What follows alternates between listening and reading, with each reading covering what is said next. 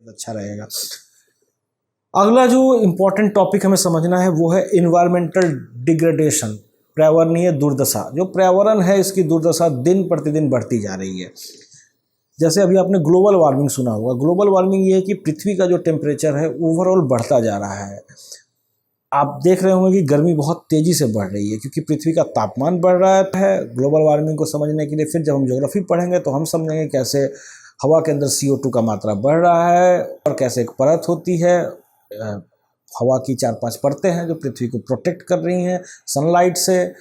पूरी गर्मी पृथ्वी पे आ नहीं पाती है जिसके कारण हम पृथ्वी पे आसानी से अपना जीवन जी पाते हैं। लेकिन ग्लोबल वार्मिंग के चलते बहुत तेज़ी से पृथ्वी का तापमान बढ़ रहा है। इसके अलावा जंगल में आग की खबरें आए दिन आती रहती है। हालांकि मीडिया में इन खबरों पर ज़्यादा डिस्कशन नहीं होता क्योंकि लोग इनको समझते नहीं और इन पर TRP नहीं मिलती। लेकिन आप देखिए कि अमेजन के रेन फॉरेस्ट में आग लगाई है। अभी आपने आरे के फॉरेस्ट में आग नहीं लगा लेकिन उसको बचाने के लिए एक अभियान चला क्योंकि जो लोग समझ रहे हैं कि अगर पेड़ों को आप इसी रफ्तार से काटते जाओगे तो पेड़ ऑक्सीजन देते हैं। अगर अमेजन रेन फॉरेस्ट, उसको पृथ्वी का लंग कहा जाता है। जैसे हर इंसान का फेफड़ा होता है उसी तरह से पृथ्वी का फेफड़ा कहा गया है अमेजन के जंगलों को, जो कि बहुत तेज़ी से कट रहा है। और उसमें एक तो लोग काट भी रहे हैं, उसके अलावा जंगली आग भी बहुत तेज़ी से फैल रहा है। तो अगर एक ऐसा समय आएगा जब ऑक्सीजन की मात्रा बहुत कम हो जाएगी पृथ्वी पे, फिर बिना ऑक्सीजन के कोई भी जीव जंतु इस पृथ्वी पे जिंदा नहीं रह सकता। और ये बातें हमें समझनी पड़ेगी और इस पर एक जन क्रांति और जन जागरण भी फैलाना होगा। इसके अलावा आप देखिए प्लास्टिक ऐसा वेस्ट है जो कभी ख़त्म नहीं होता। आप प्लास्टिक को कितना भी कहीं पे भी रख दो, करोड़ों साल तक पड़ा रहेगा, वो वैसा ही रहेगा। जैसे मान लीजिए एक पेड़ को अगर आप छोड़ दीजिए ज़मीन के ऊपर, वो कुछ सालों के बाद वो पेड़ फिर मिट्टी और इन कार्बन और इन अलग अलग चीज़ों में टूट जाता है। लेकिन प्लास्टिक कभी टूटता नहीं। सारे प्लास्टिक जा कर के कुछ जगहों पर समुद्र में जमा हो रहे हैं, जो मैंने पिछले एपिसोड में आपको समझाया है। वो भी एक तरह से एक पर्यावरण की दुर्दशा है। उसके अलावा आप नदियों में, हवाओं में इतना जो केमिकल उड़ रहा है, गाड़ियाँ चला रहे हैं, फैक्ट्रीज, कंस्ट्रक्शन एक्टिविटी के कारण डस्ट, मिट्टी कोड़ करके कंस्ट्रक्शन एक्टिविटीज में लगा रहे हैं। तो पूरी तरह से हम पृथ्वी का बहुत ही बुरी दुर्गति के साथ पृथ्वी का एक्सप्लॉयटेशन कर रहे हैं और इसके तहत पृथ्वी का जो पर्यावरण का दुर्दशा है वो बहुत तेज़ी से बिगड़ रहा है। जैसे अभी आप देखिए कि कोरोना आया, तो कोरोना के समय में आप मास्क लगा के घूम रहे हैं।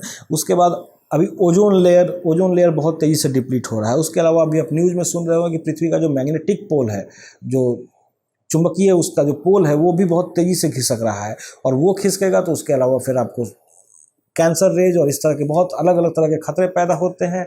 फिर आप हाथ में कैंसर से बचने के लिए हाथ में मास्क लगाइए, गर्दन में मास्क लगाइए, चेहरे में मास्क लगाइए और बाहर निकल के फिर घूमिए और बताइए आपके पास कितना पैसा है और आपने कितना विकास किया है। विकास बहुत ज़्यादा ज़रूरी है कि वो सतत विकास हो, पृथ्वी के साथ हो, ना कि पृथ्वी के खिलाफ। क्योंकि अगर पृथ्वी के आप खिलाफ जाएंगे तो पृथ्वी ने डायनासोर को भी नहीं छोड़ा था, प्रकृति किसी को नहीं छोड़ती। और आज इंसानों के ऊपर आज इंसानों के ऊपर ये जिम्मेवारी है कि वो पृथ्वी को बचाएं। क्योंकि आप इकोलॉजी पढ़ेंगे तो आपको पता चलेगा कि अभी 6th मास एक्सटिंक्शन चल रहा है। मतलब मास एक्सटिंक्शन ये होता है कि जब पृथ्वी पर बहुत सारी प्रजातियां एक साथ बहुत तेज़ी से विलुप्त होती है, और ऐसा पृथ्वी पे 5 बार हो चुका है और ये 6ठा अभी चल रहा है। और इस 6ठा में सबसे खतरनाक बात यह है कि पहले 5 पृथ्वी में अपने कारणों से हुए थे, बट ये पहला ऐसा है मास एक्सटिंक्शन जहाँ पे बहुत सारी प्रजातियाँ विलुप्त होने वाले हैं जो इंसानों के कारण है। ह्यूमन इंड्यूस्ड मास एक्सटिंक्शन है। साइंटिस्ट इसके बारे में बोल बोल कर थक गए हैं, कोई सुन नहीं रहा है। लेकिन आने वाले समय में अगर हमने इस पे संभाला नहीं और पर्यावरण की दुर्दशा को नहीं संभाला तो हम सब इस पर्यावरण की दुर्दशा को झेलेंगे। अलग अलग तरह की बीमारियां और ये मास्क, और ये आप कितना भी लगाइए, अभी कोरोना चला जाएगा लेकिन आप क्या कर लेंगे, फिर कोरोना के बाद कोई दूसरा वायरस आ जाएगा। अभी एम्स के डॉक्टर का ऐसा कहना है कि दिल्ली में रहने वाला हर इंसान कम से कम 50 से 60 सिगरेट पी रहा है। और जब वो अगर किसी का ऑपरेशन करते हैं, हार्ट का ऑपरेशन, तो देखते हैं सभी के फेफड़े काले हो चुके हैं। तो आने वाले समय में 5 से 10 सालों के बाद आपको कैंसर, अलग अलग तरह की डिजीजेज, फेफड़ा और ये सब बहुत तरह की प्राकृतिक आपदाएं हम सबका इंतजार कर रही हैं। बाढ़, पर्यावरण बहुत तेज़ी से गर्म हो रहा है, पृथ्वी गर्म हो रहा है, तो उसके कारण हिमालय पिघल रहा है। और हिमालय पिघलने के कारण जो नदियों का जल स्तर बढ़ेगा और फिर इधर हिमालय और इधर विंध्याचल और सतपुरा की पहाड़ी और बीच में ये पूरा गैंजेटिक प्लेन, इंडस प्लेन और ब्रह्मपुत्रा प्लेन है। और ये खाली जगह है और इस पर बहुत तेज़ी के साथ, और ये खाली जगह है और ये और ये समतल जगह है और यहाँ पे बाढ़ का पानी बहुत ज़्यादा प्रकोप फैलाएगा। तो ये सब जब हम लोग इकोलॉजी पढ़ेंगे तो समझेंगे कि पर्यावरण की दुर्दशा अभी किस हालत पे है और इसको बचाना कितना ज़्यादा ज़रूरी है। जो लोग समझ रहे हैं वो इसके लिए बहुत आवाज़ उठा रहे हैं, इसके लिए साइंटिस्ट चिल्ला रहे हैं, लोग आंदोलन कर रहे हैं, लेकिन आम जनमानस को ये बात पता नहीं है। और जब तक आम जनमानस इसके ऊपर जन आंदोलन नहीं करेगी तब तक कोई भी सरकारें सुनने वाली नहीं है और इसके ऊपर कोई काम नहीं करने जा रही हैं, जिसके कारण हम पृथ्वी को बचा सकें। दूसरी बात जो पर्यावरण दुर्दशा की है वो ये है कि ये कभी भी नेशनल बाउंड्रीज नहीं जानता। जैसे मान लीजिए कि अगर हवा में प्रदूषण है, नदियों में प्रदूषण है, तो फिर अगर हवा में प्रदूषण है तो ये भारत में भी रहेगा, पाकिस्तान में भी रहेगा, चाइना में भी रहेगा, अमेरिका में भी रहेगा। अगर नदियों का बाढ़ आएगा तो पाकिस्तान में भी आएगा, जैसे अभी आप देख रहे होंगे अभी चाइना में भी बाढ़ आया हुआ है, भारत में भी बाढ़ आया हुआ है, उसके अलावा अमेरिका में भी देख रहे होंगे। तो अलग अलग तरह के साइक्लोन्स आ रहे हैं और बहुत तेज़ी से हर सालों के रिकॉर्ड तोड़ रहे हैं।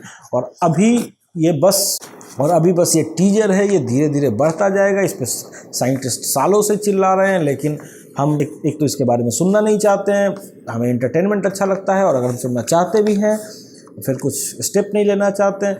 हम सोचते हैं कि ये खुद ब खुद टल जाएगा, ये खुद ब खुद नहीं टलना होगा। इसके लिए हमें पूरे ह्यूमैनिटी को एक साथ आ करके कुछ करना होगा ताकि हम अपने पृथ्वी को बचा सकें। तो उसी तरीके से आप देखिए कि अगर हवा में प्रदूषण होगा तो पाकिस्तान में भी होगा, चाइना में भी होगा, भारत में भी होगा, अमेरिका में भी होगा, क्योंकि पृथ्वी का पूरा जो एयर है वो एक सिस्टम है, वो कोई अलग अलग देशों के लिए अलग अलग नहीं है। तो पर्यावरणीय दुर्दशा के लिए आपको सबसे बड़ी बात ये दूसरी इंपॉर्टेंट चीज़ ये समझनी है कि ये इसका पूरी पृथ्वी एक है। इस पर आप अपने सुविधा के लिए जो अपने नेशन के बाउंड्रीज बना रखे हैं, देशों के बाउंड्रीज बना रखे हैं, इसका कोई रोल, इससे कोई फ़र्क नहीं पड़ता है। अगर आपदा एक जगह आएगी तो वो दूसरी जगह भी आएगी।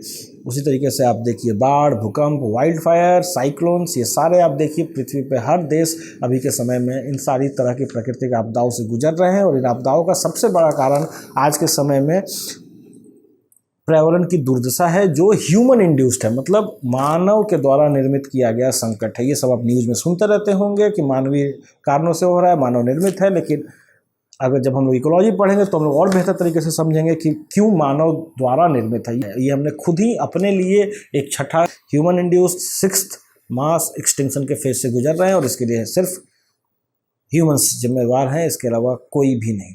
तो इस तरीके से हमने ये समझा कि पर्यावरण की दुर्दशा को भी बचाना हमारे विकास का एक लक्ष्य है, क्योंकि उसको बचाए बिना अगर आपके पास कितना भी पैसा है, लेकिन अगर आप मास्क लगा के घूम रहे हैं, अगर आप सांस नहीं ले पा रहे हैं ढंग से, अंदर से चिड़चिड़ा हो जाता है इंसान। मास्क आप लगाइए, बिल्कुल अच्छा नहीं लगता है, सांसें फूलने लगती हैं, तो क्या फ़ायदा फिर इन पैसों का और उन सुख सुविधाओं का, अगर आप शुद्ध हवा, शुद्ध पानी नहीं मिल रहा है।